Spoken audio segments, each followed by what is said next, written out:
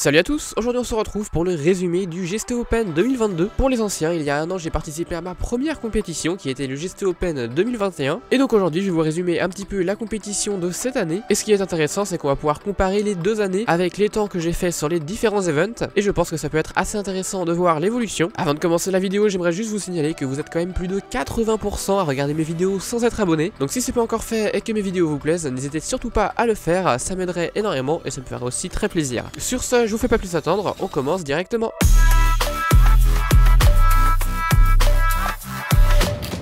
Ok.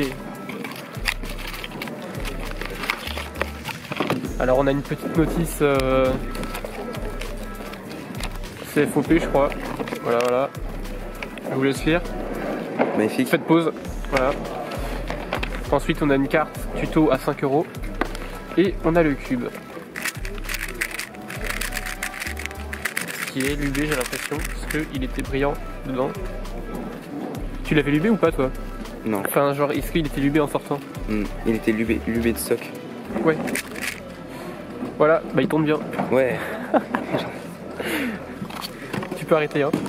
Du coup, vu qu'on va comparer les deux compétitions, je pense pas faire dans l'ordre chronologique, donc on va commencer par le 3x3. Alors au 3x3 cette année, malheureusement, j'ai fait des temps assez pourris, du coup j'ai pas pu passer au second tour, mais on peut quand même venir comparer le premier tour. L'année dernière, en moyenne, j'avais fait un 21.38 d'AVG et j'avais quand même pu passer, donc c'était plutôt de la chance. Cette année, je suis descendu à 18.61, ce qui reste quand même très médiocre, sachant que normalement je suis plus dans les 15 AVG. J'ai quand même pris 3 secondes dans les dents avec le stress. Par contre, le single s'améliore parce que l'année dernière, mon meilleur single c'était un 15.10 et là j'ai fait un 14.20 et encore 14.20 ça reste un single correct mais sans plus pour moi cette année, donc on voit quand même qu'il y a une petite amélioration par rapport à l'année dernière. On va directement passer au 4x4 parce que cette année il n'y avait pas de 2x2 au GST Open. Alors au 4x4 on a une belle amélioration. L'année dernière mon single c'était un 1 minute 05 et là j'ai enfin fait un temps sous les 1 minute. Après un an de compétition ça fait plaisir, donc c'est un 59.65 et au niveau de la moyenne je suis quand même bien descendu parce qu'on a perdu 10 secondes sur la VG. L'année dernière on était à 1 minute 14 et là on est à 1 minute 04. Peut-être que si je m'entraîne encore un peu on pourra avoir une moyenne sub 1 dans les compétitions à venir.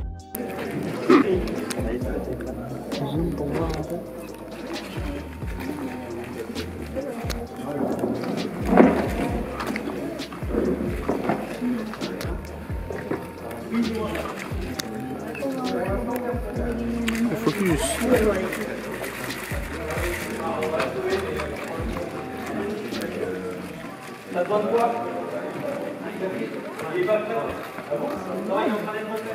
J'ai peur de voir si tu peux pas avoir les bébés.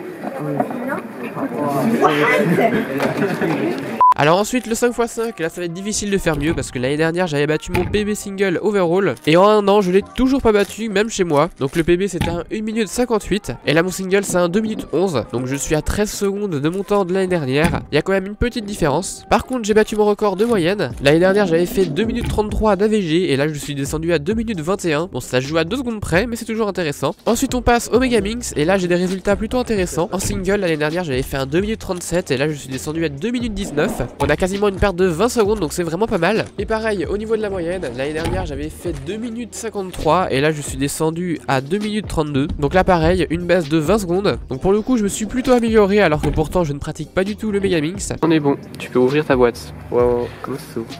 Bah je sais pas, tu te débrouilles. Ah yes. Bon. Ça part sur un MGC 2x2. Yes.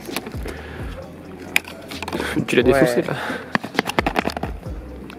Aucun respect pour la boîte, ni pour le timer. Ouais, tant pis. Bon, bref. Alors, le 2x2. Un magnifique 2x2.